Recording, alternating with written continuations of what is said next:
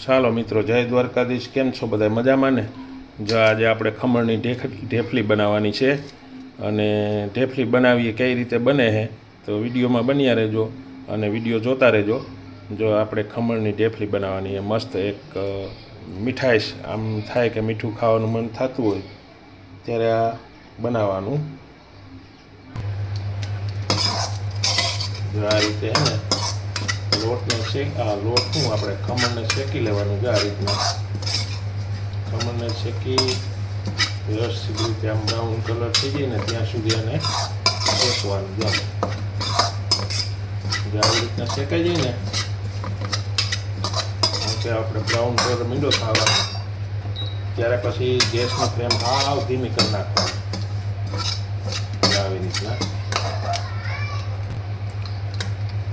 જો આપણે શેકાઈ કમ્પ્લીટ થઈ ગયું છે ખમણ.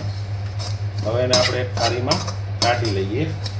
જો બધું બ્રાઉન કલર થઈ ગયું હાઈ ક્લાસ અને વ્યવસ્થિત રીતે શેકાઈ ગયું છે તો આપણે ગેસની ફ્લેમ બંધ કરી દઈએ અને એને એક થાળીમાં કાઢી લઈએ વ્યવસ્થિત રીતે.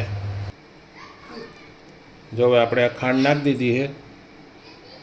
જો આવી રીતના થાળીમાં અડધી થાળી નાખીએ, અડધી થાળી રાખી છે તો અડધી થાળી નાખીને આપણે એને સાહણી લેવાની છે. સાહણી લઈ લઈએ. ગેસની ફ્લેમ ચાલુ કરી દીધી છે. હવે આને છે ને ઘડીક હલાવવાનું એટલે ખાંડ ઓગળી જાય. ખાંડ ઓગળી જાય ત્યાં સુધી છે ને એને હલાવ્યા રાખવાનું વ્યવસ્થિત રીતે. જો એવી રીતના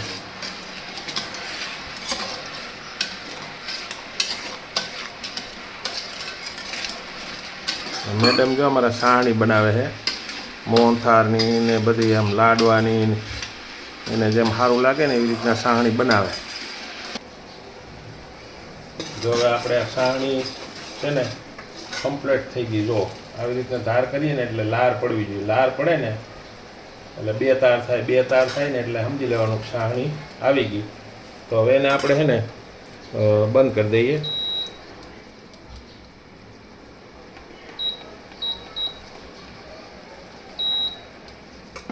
જો બંધ કરી દીધી ગેસની ફ્લેમ અને સાહણી જો આવી રીતના લઈ લેવાની.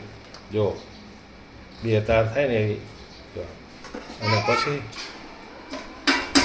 જો આપણે ખમણની ઢેફલી બનાવવા માટે જો ખમણ નાખી દીધું છે અને હલાવી નાખે ફટાફટ એટલે હમણાં મનશીએ જામવા. કેમ કે સાહણી થોડીક બે તાર જેટલી દીધી, એક તાર નહીં. આમાં બધું વિગતવાર સરખું કરવું પડે, નકર પછી બગડી જાય પાછી બધી રસોઈ. એટલે બહુ ધ્યાન રાખવું પડે અને વ્યવસ્થિત રીતે બનાવીએ ને એટલે વાંધો ન આવે. જો આ રીતે એટલે ટોપરાના ખમણની ઢેફલી બનશે એક નંબર. તમે પણ આવી રીતના ટ્રાય કરજો અને જ્યારે મીઠું ખાવાનું મન થાય ને ત્યારે આવી રીતના 10-15 મિનિટમાં બની જાય તો નાસ્તો. જો આવી રીતના બનાવવાની આપણે ખમણની ઢેફલી. જો આ જાવી જાય ને એટલે પછી એના ઢેફલા પાડી લેવું.